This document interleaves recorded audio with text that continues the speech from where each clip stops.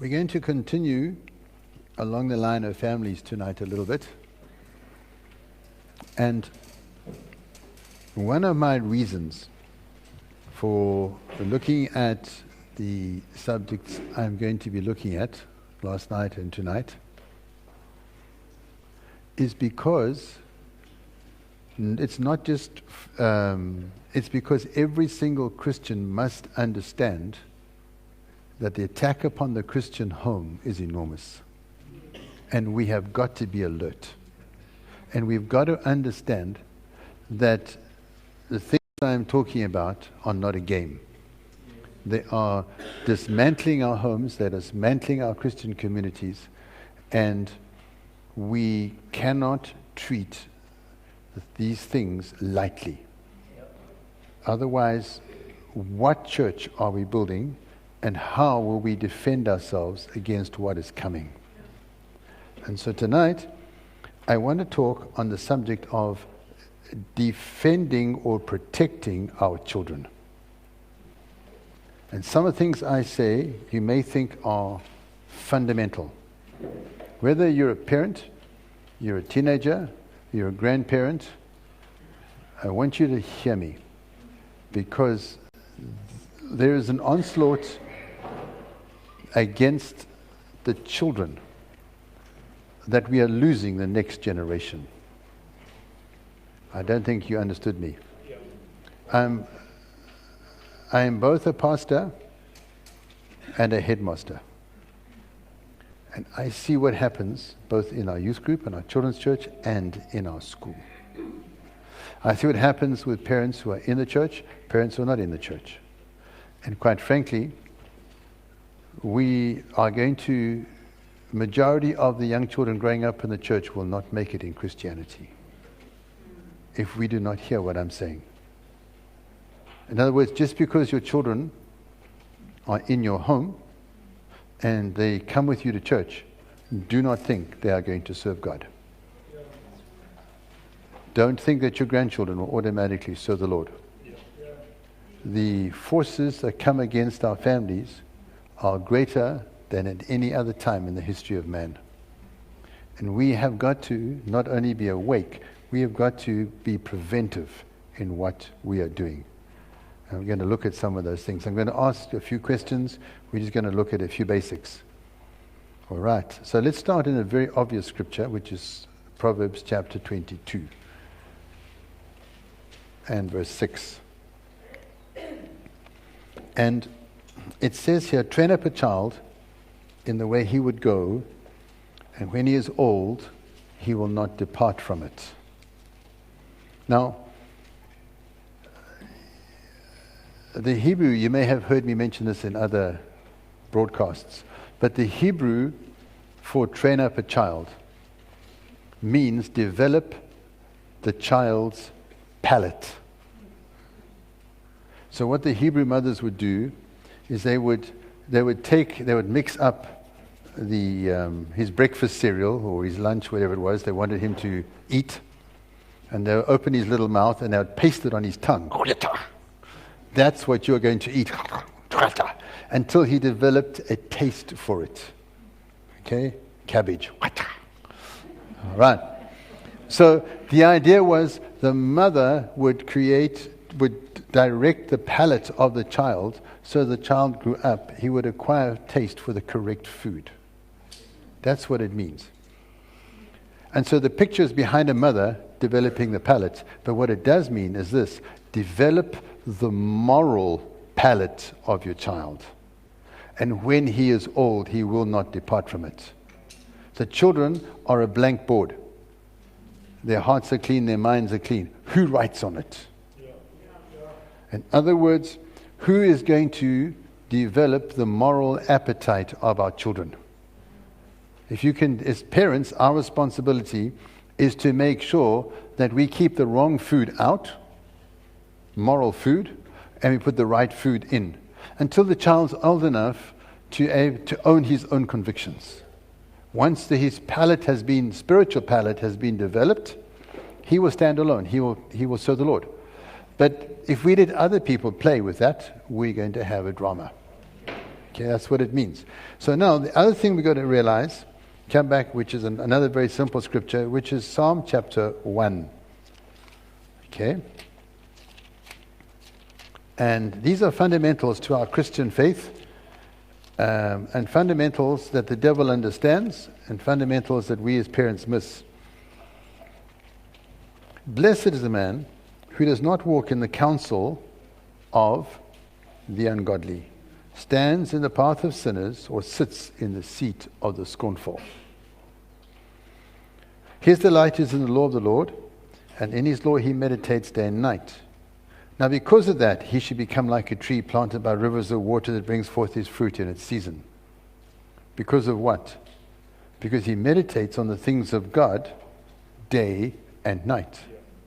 Now, the concept again behind meditation is that of a cow chewing the cud. That's what it means. The Hebrew picture is the cow standing underneath the shadow of a tree and regurgitating the grass and chewing it. First stomach, second stomach, third stomach, fourth stomach, milk. That's how it goes. Okay? So the idea is we take a thought and we chew it over until we've extracted all the juice from that thought. And whatever we meditate on is what we become. So if we meditate on godly things, we'll become righteous in our hearts, in our conscience. If we meditate on ungodly things, that will direct our lives. Now the question is, what do the minds of our children meditate on?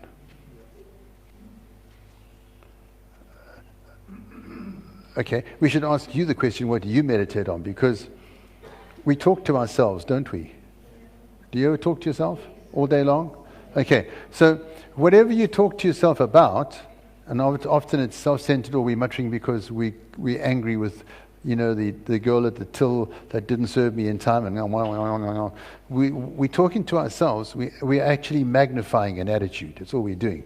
And if you daydream, it's all about you. But it's, we are meditating on the wrong things. But we're not going to here discuss adult meditation. But the devil knows that once he takes a blank mind of a child and he feeds certain concepts in, that child will latch onto those concepts and think them over and over, because that's new for them.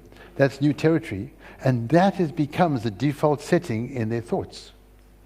So all the devil has to do is introduce the wrong material into our children's minds, and they are not going to read their Bibles, they're not going to listen in children's church, they're not going to pay attention, they've already preset their brains on what they think is right.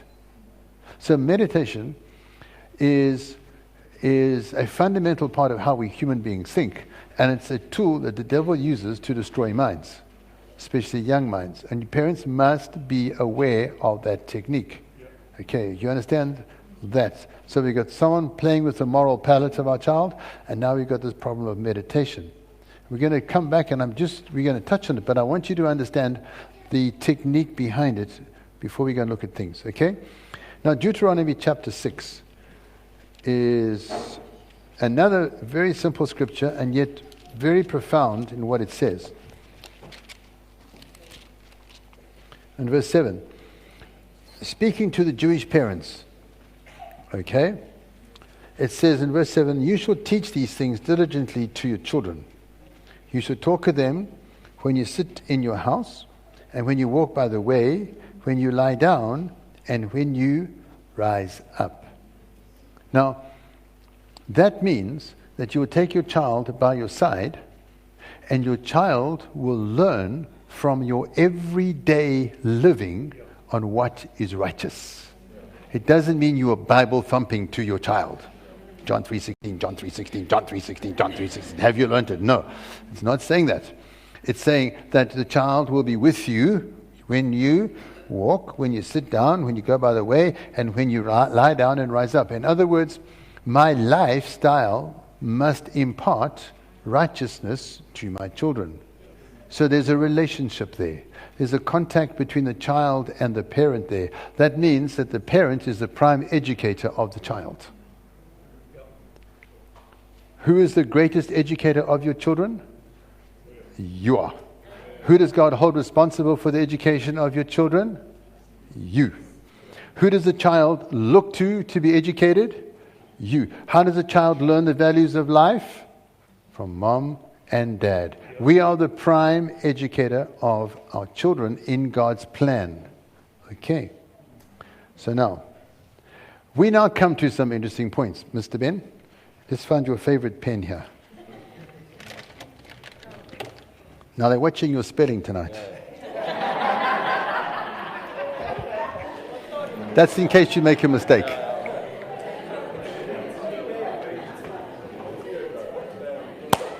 What school? Okay. All right.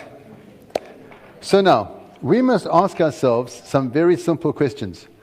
And you can laugh when you see my questions, but you must realize how serious they are. The question is, having looked at what I've just said about the palate and the meditation and rising up and lying down and walking together with our children, these three things that impact their lives. The question is, who is raising my child? Who is raising our children? No, we are going to look at, so you can write that as you want, but number one, the prime educator of our children is the childminder, the maid. The childminder. How many of us have a lady working in the house? How many of us go to work and leave our children with the lady in the house? Many of us. Yes? In Zimbabwe, we all do. My daughter has the most amazing lady in the house, and she's gone. They're both teaching all day, and she's taking care of them. And she has one responsibility: teach them Shona perfectly, and she's doing that. But now your child is 2 years old, and your child is with the childminder every single day, until every single morning, every single afternoon, until you come home. So who is walking with the child, sitting with the child, rising with the child, doing everything with the child? The childminder. Who is putting on music on the radio when you don't know what music is going on? The childminder. Who is talking to the child and sharing with the child and imparting values to the child because they think it's their parent? The childminder. So who becomes the first and most powerful educator of your child? The maid. The childminder. Yes? So you think they're changing nappies, or they're just looking after my child while I'm working or while I'm busy. They are. But for a child, they're not changing nappies. They are their model. They are their role model. And whatever that childminder says or does is the first imprint upon the child's mind. And you come home at night time, the childminder's had the child for 8 hours, and you get the child for 20 minutes before it goes to bed. So, do we know the life of the childminder? Do we know the values of the childminder? Do they carry our hearts? What is going on? So the first thing we must put out, who raises our child? Number one, the childminder. That's where we go, right there. Because in our more affluent societies, we employ people to take care of our children so we can work and pay their salary to raise our children for us. Yes? We have 2 jobs, mom's working, dad's working. We have to have someone take care of our kids. It may not be the childminder. You say, I don't employ a childminder. So who does your 2-year-old stay with if you go to work? Oh, it goes to my granny, childminder. It goes to my aunt, childminder. I've got a teenager down the road or an 18-year-old that comes and helps me, childminder. Anybody who takes care of a 2-year-old in your absence and replaces you is the childminder. Correct? Yes. And if that's an 18-year-old who's fully in the world, you've got a monster problem. They're just feeding that child with everything they believe. Not even intentionally. For them, they're just taking care of a child. On goes the TV, on goes the music, all their friends come around, and the little guy's got big ears and big eyes, and he's just sucking it in like, what's it done? We've changed his palate. We've got him to meditate. We've walked with him, we've talked with him. Every time mom and dad come home, you've got a new little creature on your hands, and he's not yours. Number one, the childminder has an amazing influence on our children. Beware. Number two, the second most influential person to raise our children is the TV. Okay? You can spell TV, Ben, I'm pretty sure. Okay? And you know why? Because the TV is your default babysitter when you are busy. You come home, and especially when the kids are older, they started going to school and they're making noise, and you're trying to cook supper at night. Excuse me. What's the first thing you say to the children? Just go and watch TV. You don't know what's on TV. You have no idea what is going on. As long as they are quiet and they're out of your hair and you can cook supper, the TV is raising your children. And they're watching things that you have no idea the spiritual value of what they are watching. Especially cartoons. We think cartoons were written by Walt Disney many years ago and are innocent. Walt Disney and his cartoons are spiritualists and Satanists. And I guarantee most parents have never watched the cartoons that their children watch. You don't know them. But you don't understand how the cartoons work. And in nearly every single cartoon today, there is a spiritual connotation, and it's not godly. Back in the days when my kids were small, I would watch the cartoons, I would select them. And then you've got the little guy in the cartoon running around, and the moment you get somebody floating next to them, something mystical, it's like a little friend in the air. That's a familiar spirit. They're teaching the children to have an experience with something extraterrestrial, something extra spiritual, something magical. Now, it may look all dressed up and look all cute, but that whole dynamic is when you talk about the superpower and the guy can just move here and he can just do this and he can do that. What are we creating in the child's mind? A platform that's unrealistic, not reality, not a basic worldly fun story. We're talking about superpower. And he grows up wanting to know superpower. What happens when a spirit walks into his bedroom when he's 7 years old and sits on his bed at the evening? Do you know how many children I have to deal with where they've got a problem like that? They have visitations at night. Something comes into their room and it talks to them, or it appears to them. And sometimes the children are terrified, sometimes it becomes their friend. Why? Because the TV taught them to accept it. And now the TV also puts out a subtle program of where the family doesn't exist anymore. Mom and dad are not married. There's a mom or there's a dad, or there's two of either, you understand? And all these things are going on, and the child is reading that as gospel. And so you got the TV on, and you got your child watching that every single day while you're doing supper, when they come home, program after program, and there's not one godly thing on that program, but everything ungodly. And our child is meditating because of the color, because of the impact, because it's right, because mommy put it here, because it's on the TV, therefore it is truth. Then they come to children's church and they get a 20-minute lesson on the Bible that they think is just dumb. Because the TV doesn't do that. And you don't take them stories at night. You don't read the Bible to them at night. You don't take time to pray with them. You don't take time to explain anything to them. You don't take time because you're too busy. So you replaced yourself with something else. You just kiss them goodnight and say, I'll say a prayer with you, Lord Jesus, bless my little baby, amen. And they go to bed with the TV on their brain.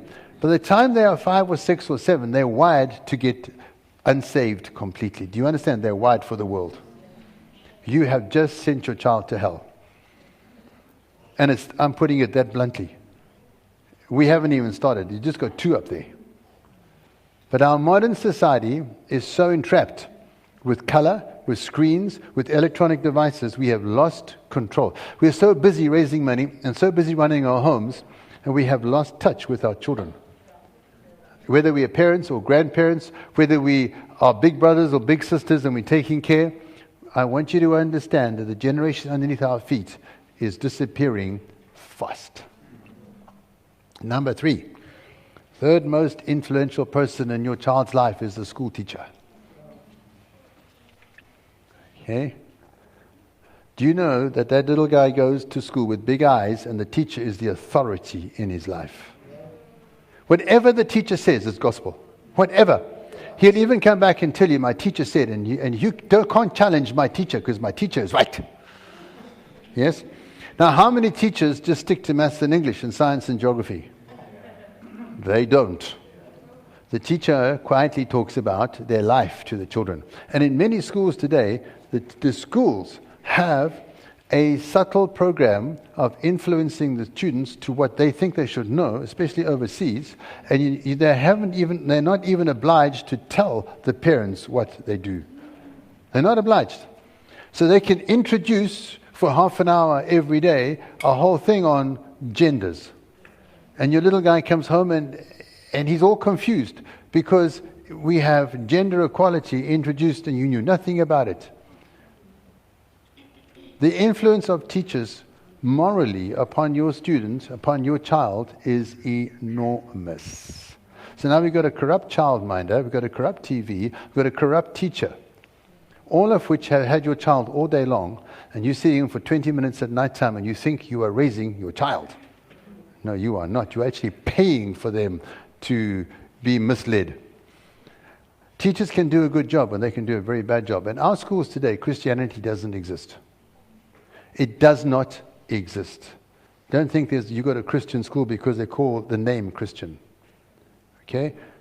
Where's Andy Pandy? He was in a Christian school and he had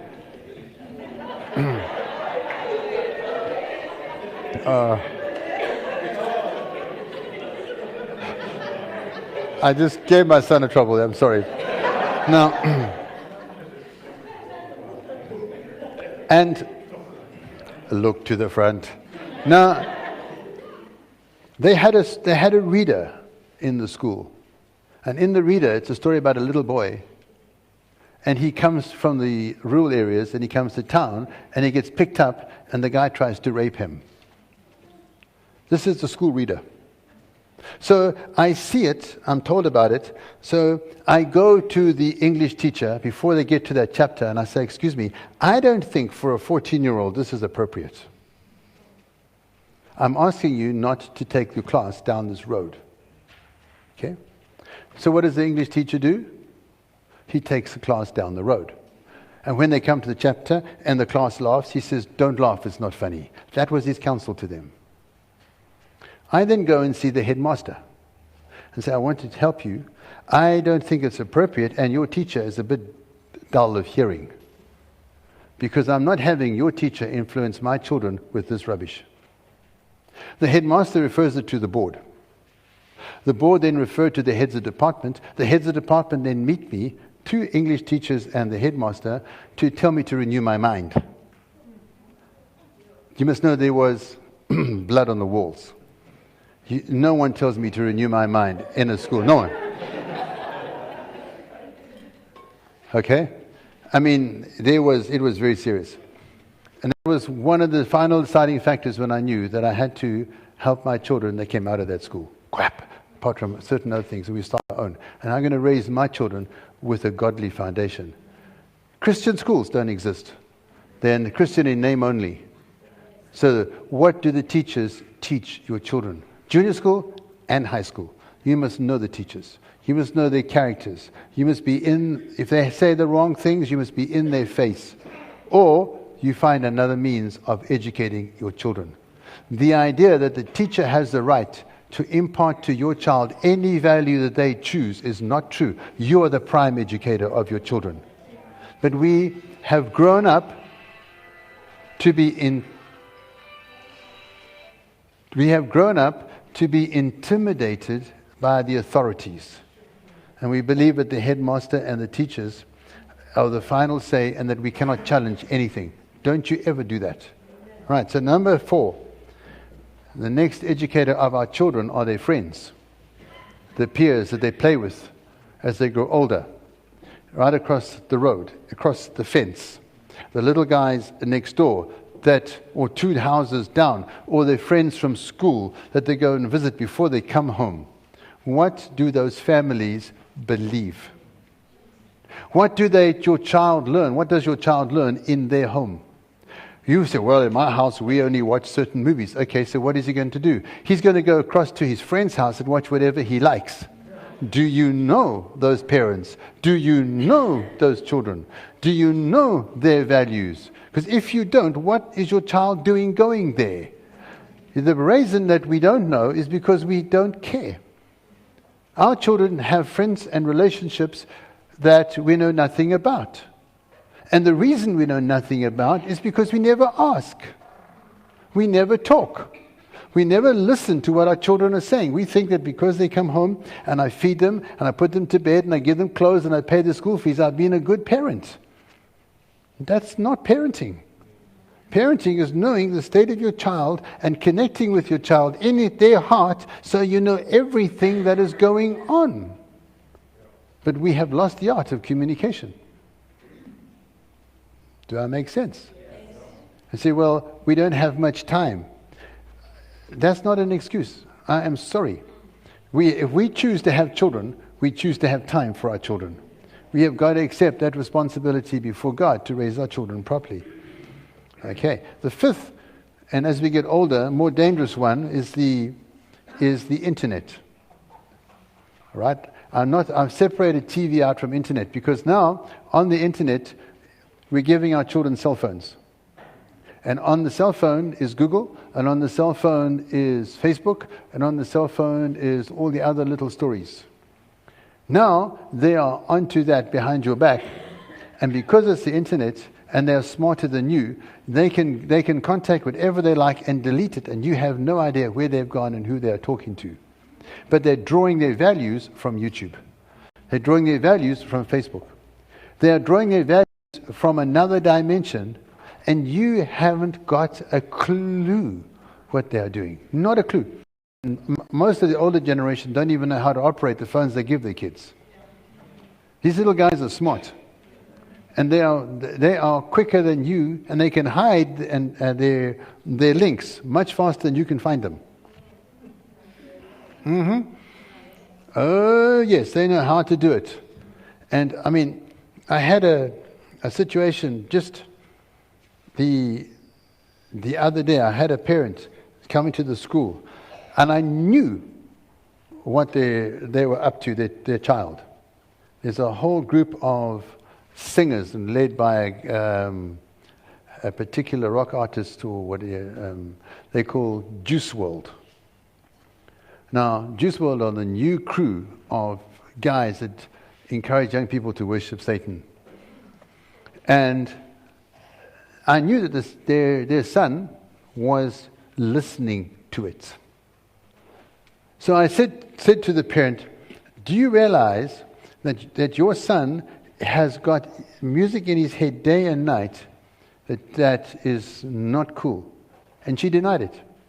She said, no, it's not my boy. And I know what he listens to. And, I know everything that goes on, and it's absolutely wrong. I'm like, okay, you just joined the ranks of the deceived parents. Because he tells his mom, no, I don't do that. But what is he doing with his friends? How do I know about it? I know what he's listening to, and I know who he's listening to it with, because I have a spy system. Yes, and I'm a headmaster, and I know what's going on. And I'm trying to help this parent, and this parent is looking at me like with big eyes, like, my boy? Never. We talk. I'm like, yeah, you talk what he wants you to hear. You've already lost him. He's already out the church. He's already in the world. He's already got the stuff in his head day and night. But he's not playing it when you hear it. He plays it when you can't hear it. He plays it off means that you don't know about. But he's got his whole mind set on darkness. Do you know what your children are up to? Internet. In the same line as the internet, I'm going to put there, because of the beat, and the lyrics they adopt, and they sing, and they talk to themselves, and they meditate on these lyrics day and night. Now, I'm saying this because, again, going back to the problem, we had a couple of problems with learning some of our students. They can't concentrate, they can't do their homework. Some of them, one in particular, couldn't sleep in his room, big dramas. When I started to scratch down, I found out that they had connected to Juice WRLD and his friends. But they don't just connect, as it were, during the afternoon. The music, the one little guy said to me, "You don't understand. Even though I haven't got my headphones on, the music is playing in my head when I'm doing maths. It's playing in my head when I'm trying to do my English. I have to go put it back on. It's like it plays in my head all day, and I have to go back and get some more." I'm 14. I'm like, whoa, does his parents know about it? No.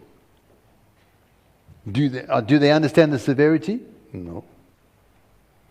Do they even want to? I don't think so. It's beyond them. It's like, it's another generation. We don't understand those things. He's got the palate going, he's got the connections going, and we think that our children, because they come home at night and sleep in our beds, that we have a wonderful, connected family. Sorry. And then the last educator of our children, the number 9, the very last one that influences our children, are lazy parents. Because most parents are extremely lazy, and we have the least influence on our children. We don't communicate, we don't know their lives, we don't know what they're doing, and they don't know our lives. And we got this generation gap that grows, but it only grows because we let it grow. No child does not want a relationship with their parents. They desire it. It's us who break it. And we break it because we have the wrong mindset. And we break it because parenting is hard work. And parenting is connecting. And parenting means getting involved. And parenting means being on the ground with your children. And we have our careers, and we have our world, and we have, our phones going all day, and we were bonding. You know how families bond when they come back and they all sit around the table on WhatsApp? They're bonding. No one talks to each other anymore. No one. So how does a little guy relate to life? Through everything I have discussed, but his parents. And then occasionally we shout at him like, "Why are you doing that? I'm your father, listen to me." He's like, "Pfft." No respect, no connection, no reality. You're just a provider. There's my world. Because you gave me that from the day I was 6 months old. Do I make sense? That's why we are losing the battle. And that's why we have got to change our attitude completely. Now, I'm going to add to this, just so you see the severity. I want you to come with me to 2 Thessalonians and chapter. Rub that off for now, and then we'll look at something here. Just this verse, in verse 7. Okay?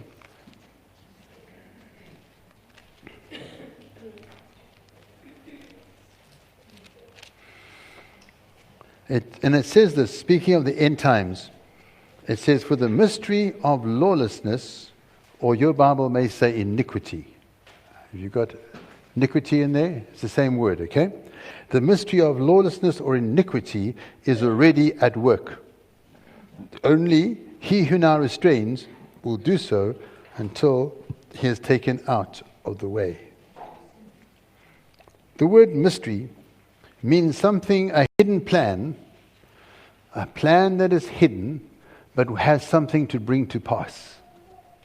In other words, Satan has a hidden plan to bring lawlessness into your home. The mystery of lawlessness or iniquity is at work. And as we go, the other thing I want you to realize is this word iniquity is not sin. It's much, much stronger than sin. It's predetermined rebellion to God. Predetermined rebellion to God. It's an action of the heart that sets itself to do something knowing it's wrong, but I'm going to do it because that's what I think I should do. That's iniquity. Sin is the more casual stuff. I lose my temper or I have a bad day. That's spontaneous stuff. But iniquity is deep down in here. I look at it and I decide that's what I want to do. So now we have this mystery or this plan to bring predetermined rebellion, predetermined sin into your home, into your children, to captivate the hearts of your children so that they will rebel against God. That's the enemy's plan. As we move towards the manifestation in the last days, what does the Bible say? In the last days, the world will be a lawless world. Everybody in complete rebellion to God, which I'm going to touch on in a moment.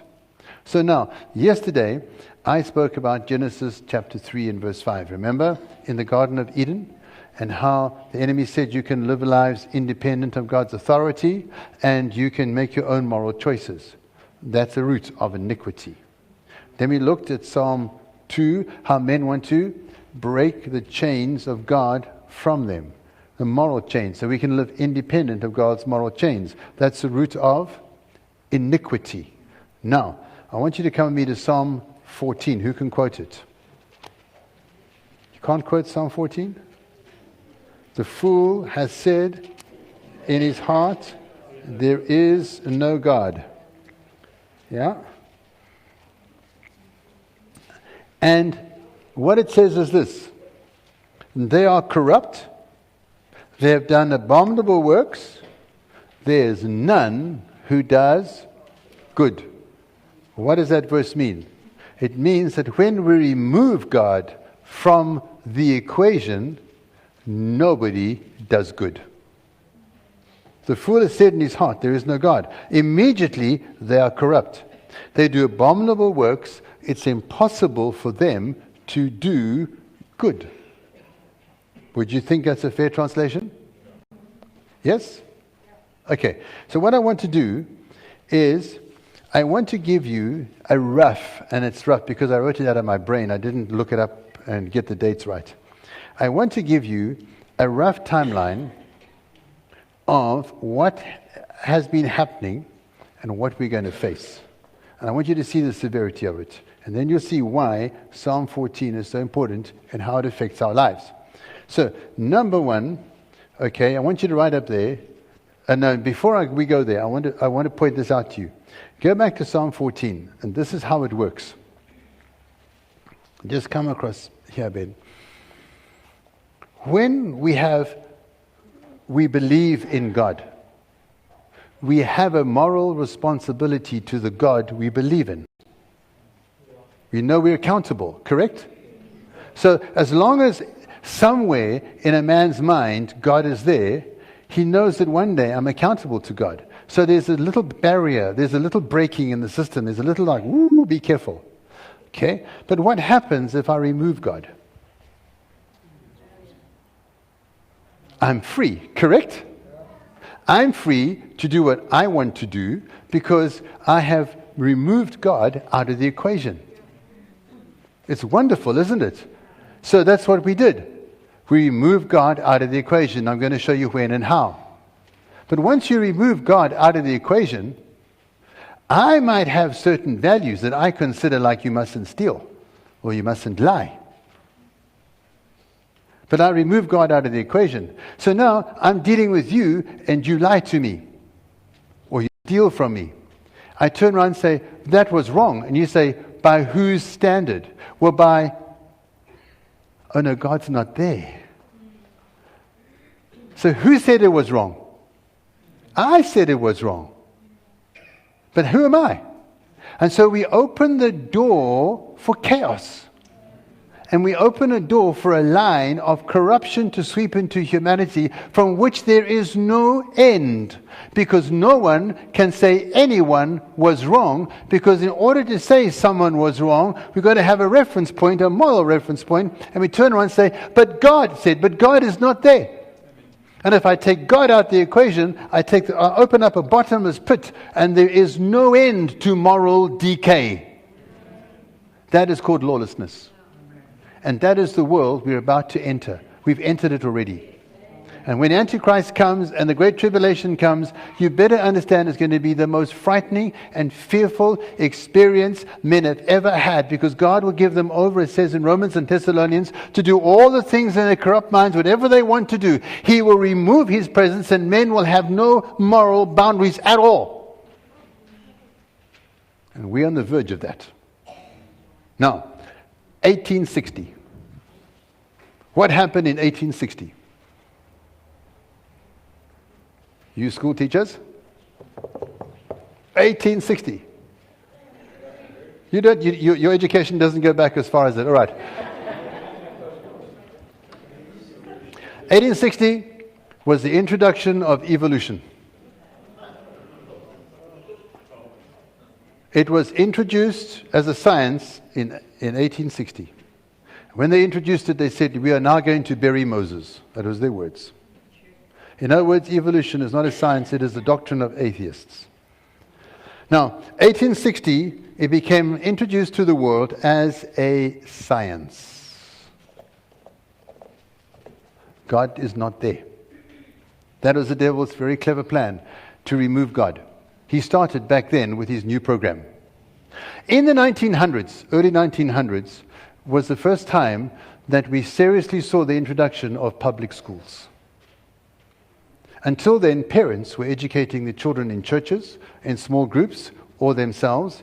But in the 1900s, the state got involved in America and in Europe, and we created the public school system. And we took the authority for educating our children from the parents and put them in a classroom with a teacher to teach them evolution. And so, very soon, the classrooms, the teachers, the students are being taught by the teachers as a science that there is no God. And this thought has gained traction and gained traction and gained traction. So there's a foundation now for 2 or 3 generations to be raised up, everyone with a question, some of them still believing God a little bit, but now no one does, until the Bible's taken out of the school. Prayer is taken out of the school. Everything's taken out of the school. But evolution is not taken out of the school. And it's taught from small that there is no God. And remember, the teacher is the authority. Okay? So you pay good money for your child to be taught that. Now, as we move down time, and my timelines, as I say, are not necessarily 100% accurate. I'm just going from a general memory.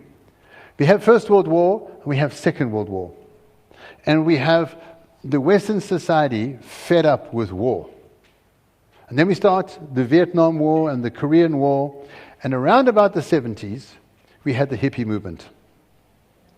Make love, not war. But what was the foundation to the hippie movement? It was rebellion to authority. The foundation to the hippie movement was, we don't want to be as soldiers, we don't want to be shot at, we want to throw over the establishment, and we want to rebel against authority. When you rebel against authority, what do you teach your children? To rebel against authority. So the children of the hippie movement grow up with another dimension of lawlessness in their lives, being taught that there is no God. Okay? So by the time we get to the 80s, we now have a solid breakdown of marriages. By the time we hit the 80s, the institution of marriage is no longer sacred. And now we've got people living together as couples or partners. And now immorality is becoming the accepted norm. It's okay to shack up with somebody. You don't have to get married. And before, what was a stigma in a society is now no longer a stigma. Until more and more families are broken up, and now we're getting mothers with children and single parents, and we're getting the father decapitated out of the home, and we're getting chaos right across our communities, and we're rebelling to authority. We don't want authority. Our parents taught us not to like authority, and there's no God. Where are we going? We're going downhill fast. And now the teacher's teaching our children, well, she hasn't got a husband and he hasn't got a wife, or it's his third wife or his fourth marriage and whatever it is. Drama. Okay? By the time we get into the 2000s, we've now got the gay pride movement in full swing. It wasn't around in the 70s to that extent, but can you see how it's sliding? In the 70s, they would have said, no, we don't like that. By the 2000s, who can stop it? Gay pride, they had the gay month this month, remember? So now, everybody is embracing that. You know why? Because how can you say to them, I disagree with you, if nobody believes in God? So we've taken God out, so now we've got a hole in our moral society that nobody can plug. And as I said to you other day, now the gay pride movement has now moved on to the pedophile movement, where everybody all the pedophiles, they want a right to do what they like to do. That's called complete and utter lawlessness. Yeah? But why am I saying these things? Because our society has pulled the plug out. And our children are being raised in a vacuum. A moral vacuum. And that moral vacuum of lawlessness, rebellion to authority, chaos is on the TV screens, it's on the internet, it's in the community, it's in the classrooms, it surrounds us. And that is their reference point all day long. So they see nothing wrong in a moral lifestyle. They see nothing wrong in a rebellious lifestyle. They see nothing wrong because everybody is doing it. And everybody is trying to outdo the other one in their human rights and their human freedom by being more and more rebellious to God. And you turn around and say, we must serve the Lord. And they're like, you're weird. And we are weird. We're a different creation. But I want you to understand, if you can, and I'm trying not to be super dramatic, but I want you to understand that the wagon is rolling down the hill out of control. The train has lost it's gone. The brakes are gone. Society is not coming back. It's not. Do not think for 1 second that our societies are going to turn the corner. We're going to wake up one day and everyone's going to be like we grew up, a little old-fashioned and a little moral with some values. Gone. Never to come back. The only thing we can have is it's going to slide at an accelerated rate until the day Jesus returns. And Jesus says in the last 7 years, you are going to know, if we are around, we are going to know, or rather the world is going to know, the full impact of the rebellion and the lawlessness in their hearts until their hearts will fail them for fear for the very society they're going to live in. We are on the verge of that. Now we want to raise our kids in that environment. If you don't hear the alarm bells now, you never will. If you don't understand the severity, you never will. If you don't understand that as a Christian, we don't have a choice but to be reactionary. We have to ring fence our families and we got to stand for truth. If you don't get that, goodbye. It's over. Now, where am I going? Proverbs. Chapter 4.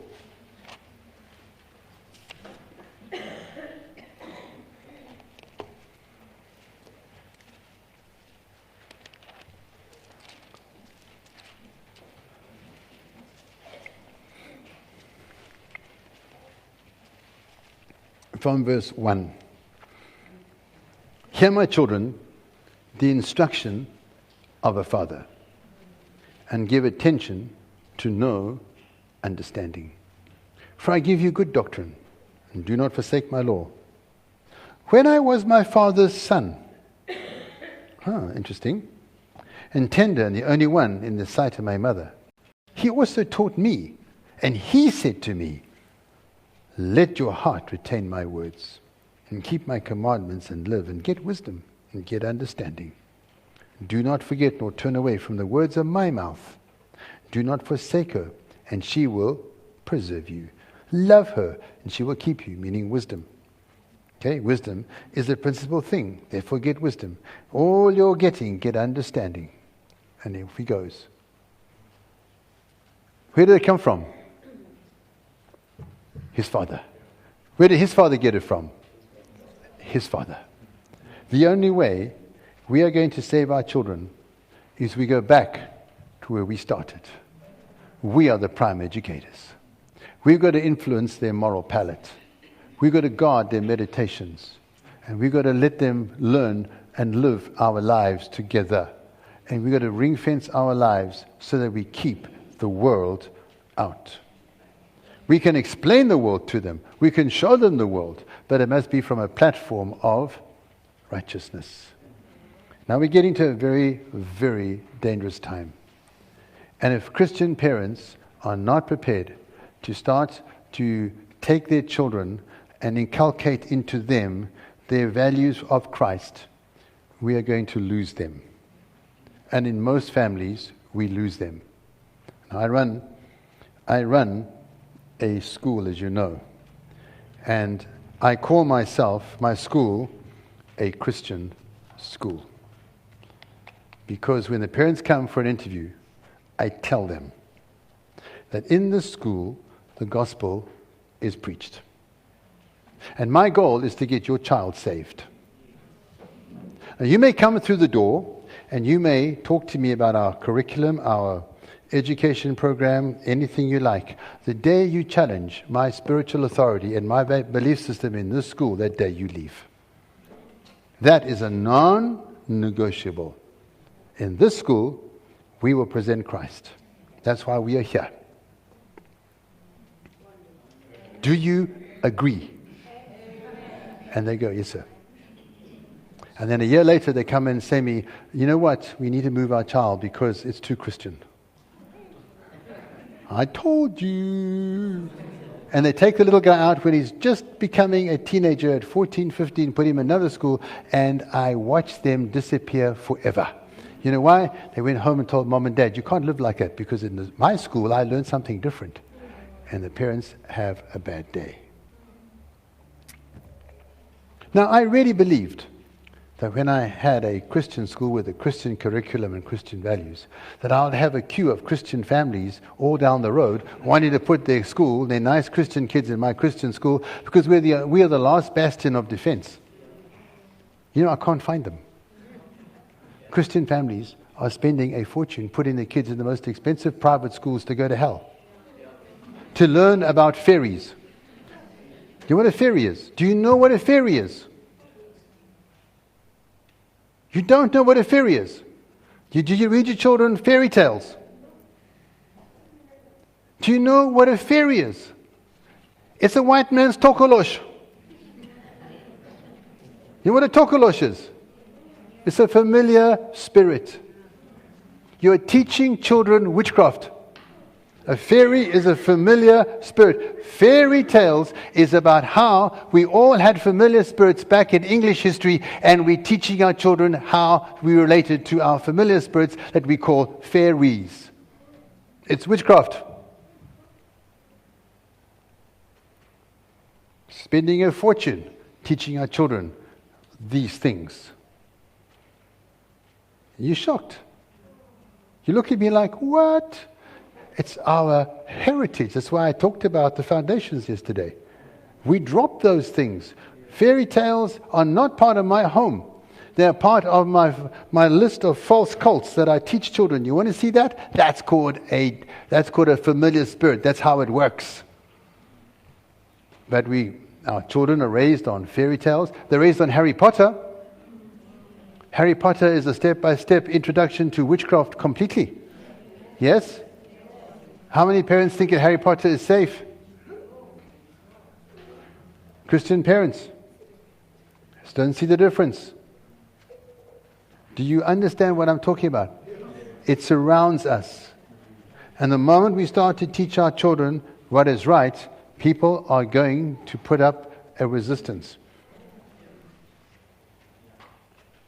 I had members of staff in a school, a member of staff come and tell me that the way I was raising my children, I needed to go to jail. They said, if we had an opportunity, we would have you locked up. You are abusing your children by teaching them the values that you were teaching. This isn't a Christian school. The sad thing is that all my children have turned out to serve the Lord completely and contrary to their expectations. Completely. Amen? And they're not bending and they're not bowing and they're serving God properly. Why? Because we didn't put up with their values. Do you think I'm radical? The answer is, I am. You think I'm not afraid to draw a line in the sand? I want to. But you know what scares me? I see Christian parents who won't draw lines in the sand. I see Christian parents who got no backbone.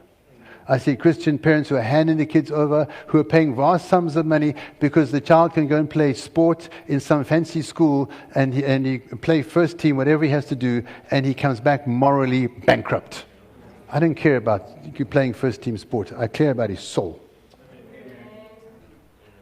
Yeah, it's time that we understood that the world does not raise our children. And if you can't do anything else but send into a school, make sure that you know exactly what goes on. Be involved. Get down. Do what it says in Deuteronomy. Children, come home. What were you taught? Who was your teacher? Talk about your friends. Get down into their world. Play with them. Talk to them. Walk with them. Be with them.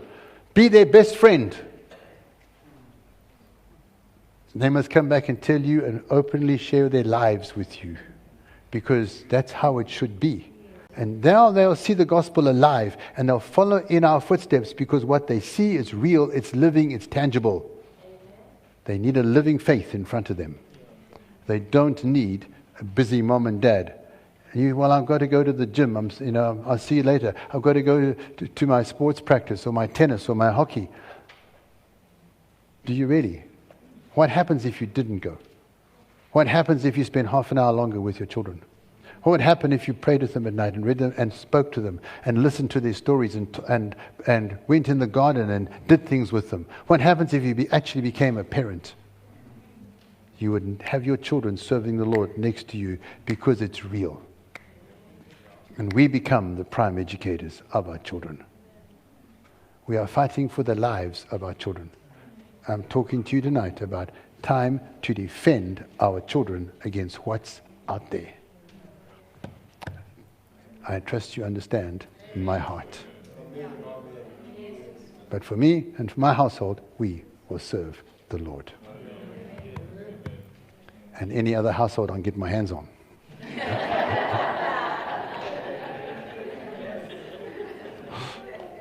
And so, Father, tonight, thank you that we can serve you together.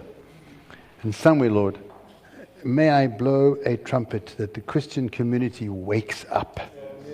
We see the dangers. It's in front of us. We're not blind to the subtlety of the enemy and the mystery of iniquity that wants to teach our children to rebellion and turn their hearts against God. Save our children, Lord. Save our homes. Help our generation be raised up. It's going to carry the gospel to the next generation. So, Lord, strengthen every home and every heart and every family here tonight. And I bless your name. And I thank you, Lord. Amen.